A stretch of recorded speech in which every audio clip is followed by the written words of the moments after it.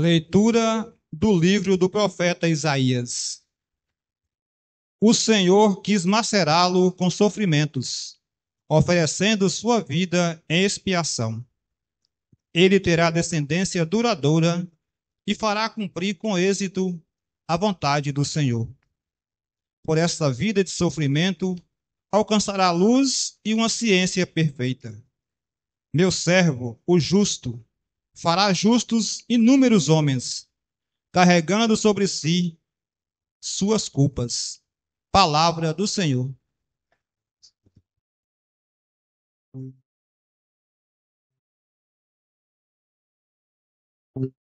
A resposta do salmo será cantada. Sobre nós venha, Senhor, a vossa graça, pois em vós nós esperamos. Sobre nós venha, Senhor, a vossa graça, pois em vós nós esperamos. Pois reta é a palavra do Senhor, e tudo que Ele faz merece fé. Deus ama o direito e a justiça, transborda em toda a terra a sua graça. Sobre nós venha, Senhor, a vossa graça.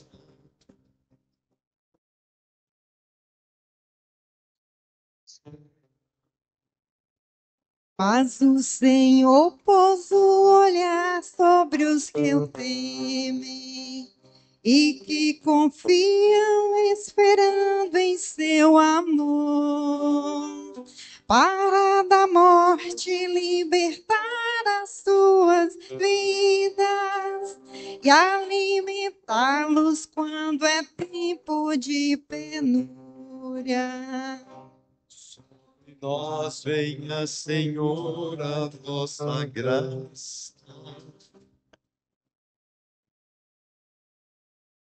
Nós esperamos.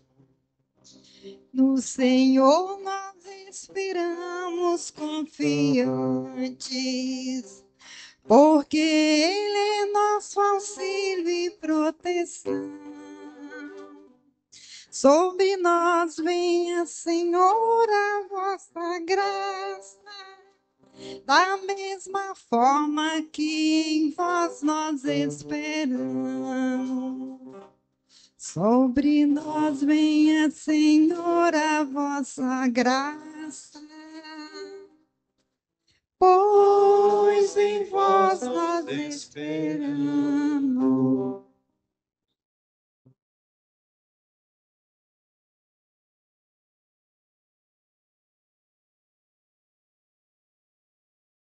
Leitura da Carta aos Hebreus.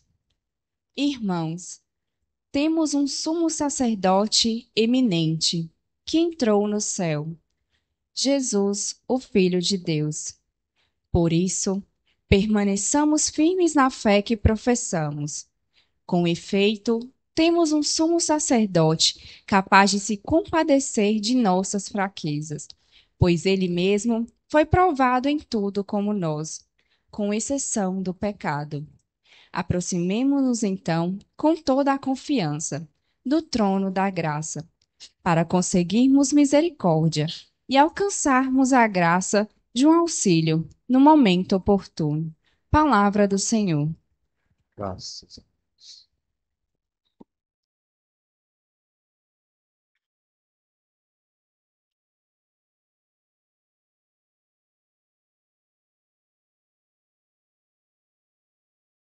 Fiquemos em pé, vamos aclamar o Santo Evangelho. Senhor, fala em nossos corações, uma mensagem de amor, revela o caminho a seguir, e perdoa nossa fé. Tua palavra é o caminho, a verdade e a vida. Estás entre nós, fala do Senhor, com a tua voz, palavras de amor. Aleluia, aleluia, aleluia, aleluia, aleluia. O Senhor esteja convosco. Está. Proclamação do Evangelho de Jesus Cristo segundo Marcos. Naquele tempo, Tiago e João, filhos de Zebedeu, foram a Jesus e lhes disseram: Mestre, queremos que faça por nós o que vamos pedir. Jesus perguntou: Que quereis que eu vos faça? Eles responderam: Deixa-nos sentar, um à tua direita e o outro à tua esquerda, quando estiveres na tua glória. Jesus então lhes disse: Vós não sabeis o que pedis. Por acaso podeis beber o cálice que eu vou beber? Podeis ser batizado com o batismo com o qual eu vou ser batizado? Eles responderam: Podemos. Jesus lhes disse: Vós bebereis o cálice que eu devo beber, e sereis batizado com o batismo com que eu devo ser batizado. Mas não depende de mim conceder o lugar à minha direita ou à minha esquerda, é para aqueles a quem foi reservado. Quando os outros 10 discípulos ouviram isso, indignaram-se com Tiago e João. Jesus os chamou e disse: Vós sabeis que os chefes das nações as oprimem e os grandes as tiranizam. Mas entre vós não deve ser assim. Quem quiser ser grande, seja o vosso servo. E quem quiser ser o primeiro, seja o escravo de todos. Porque o Filho do Homem não veio para ser servido, mas para servir e dar a sua vida como resgate para muitos. Palavra da salvação.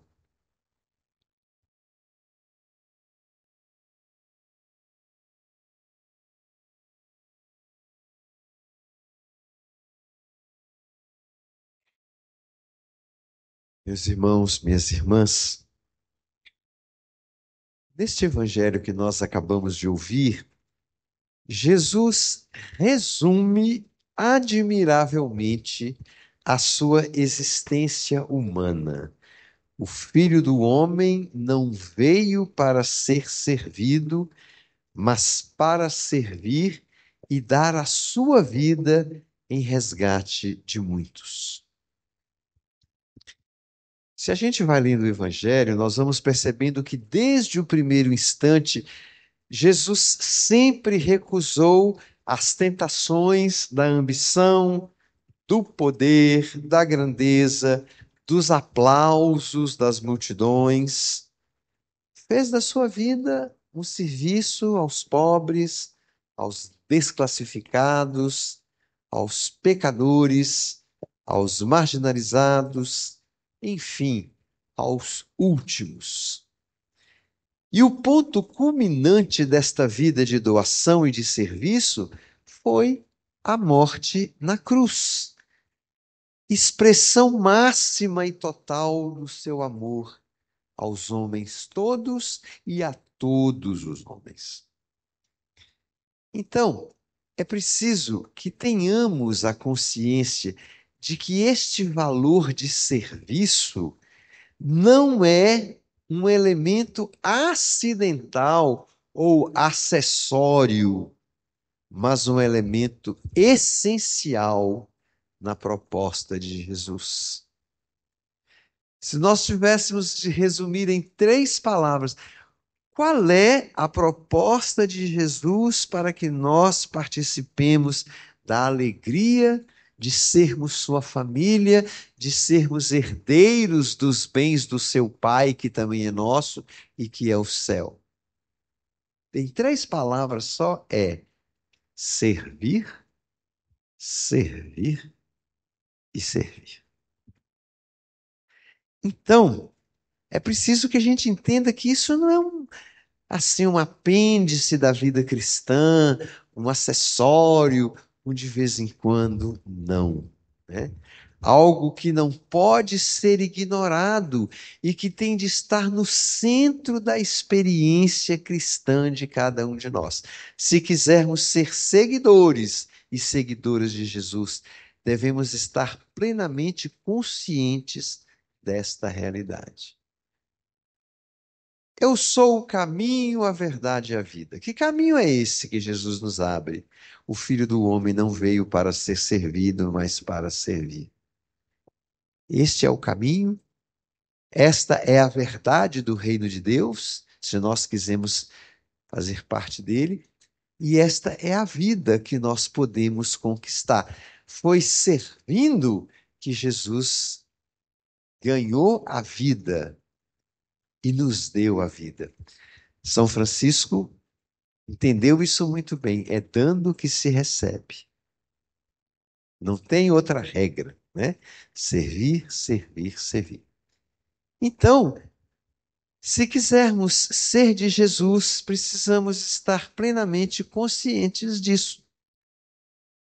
Mas no Evangelho, a gente vê que aparece a dificuldade que os discípulos de Jesus têm em entender e acolher esta proposta. Para Tiago e João, né, e para os outros discípulos, o que parece contar é a satisfação dos próprios sonhos pessoais de grandeza. Olha o que os 2 irmãos vão pedir a Jesus. Mestre, você pode fazer o que a gente te pedir? Jesus, o que é? Ah, eu na sua direita e meu irmão à sua esquerda, na glória. Coisa estranha. Jesus tinha acabado de falar que o Filho do Homem não veio para ser servido, mas para servir, e esses meninos vão pedir isso para ele. Então parece que para eles, os discípulos, era muito difícil entender esta proposta de Jesus, né? Era muito difícil não contar com a satisfação dos próprios sonhos pessoais de grandeza, a satisfação gerada pela ambição, pelo poder, pelo domínio. Deixa nós sentarmos à sua direita, quer dizer, nós estamos lá, somos mais importantes do que os outros, né? Ora, Jesus avisa-os de que a comunidade do reino de Deus não pode funcionar segundo esses modelos do mundo. E Jesus disse isso abertamente: olha, os reis deste mundo agem assim, mas entre vocês não pode ser assim. É servir, servir e servir. Sentar no trono é outra coisa. Isso Deus saberá a quem dá um lugar no seu trono. Isso não é coisa para a gente ambicionar. Isso só nos reinos do mundo. Os herdeiros do trono até brigam, né? Não precisa ser rei, não. Nas famílias abastadas, os herdeiros dos bens até matam os próprios irmãos para ter o lugar do poder. Então Jesus diz: olha, essa é a lógica do mundo, mas entre vocês não pode ser assim.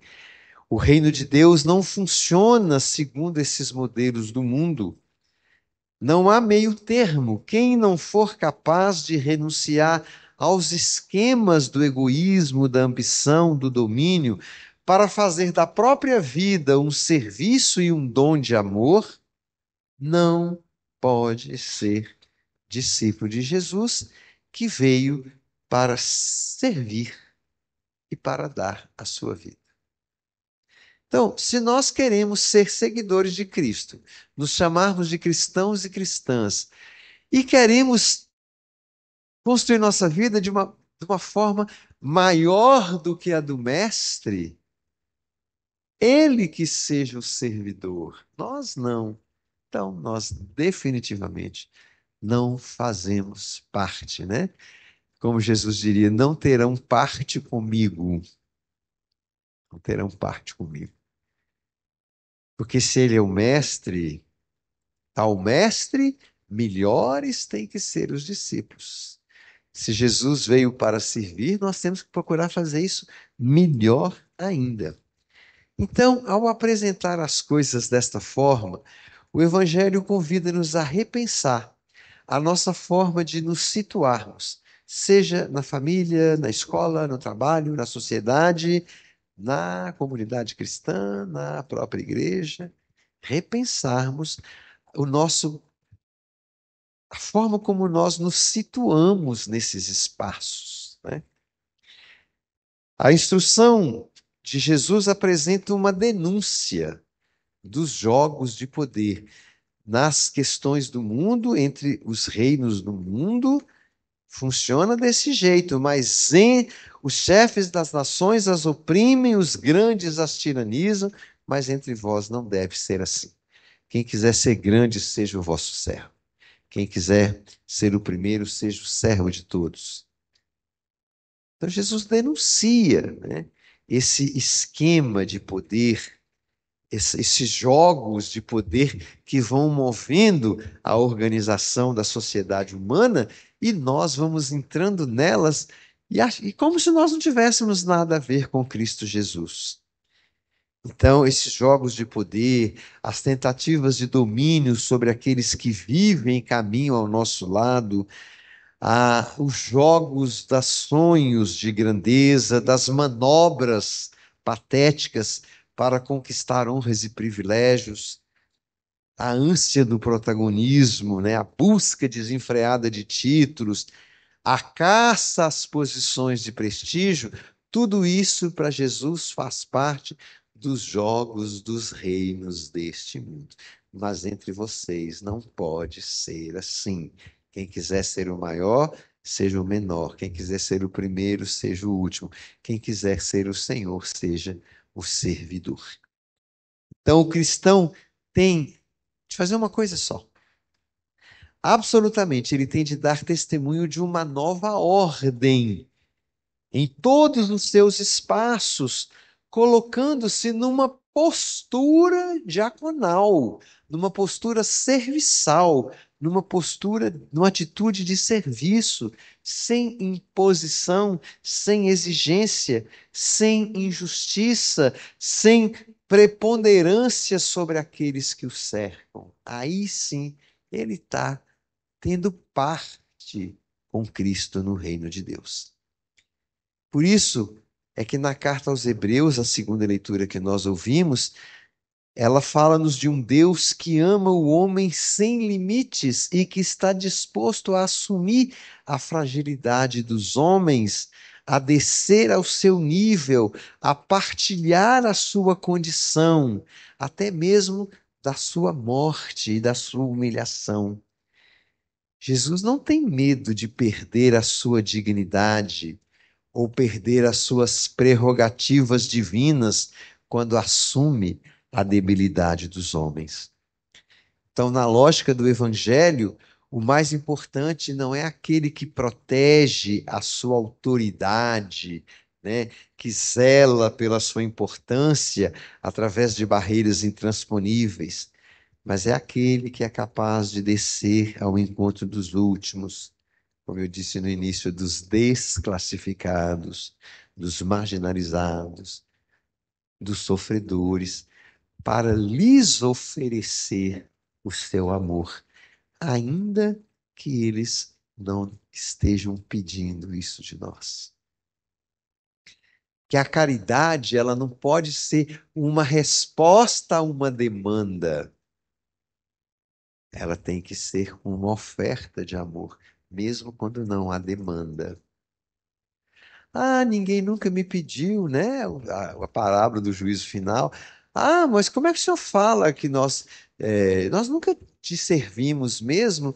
Porque o senhor nunca nos pediu. Não, toda vez que você visitou um doente, que você vestiu um nu, que você acolheu um faminto, que você fez uma visita ao idoso, tudo, né, foi a mim que vocês fizeram.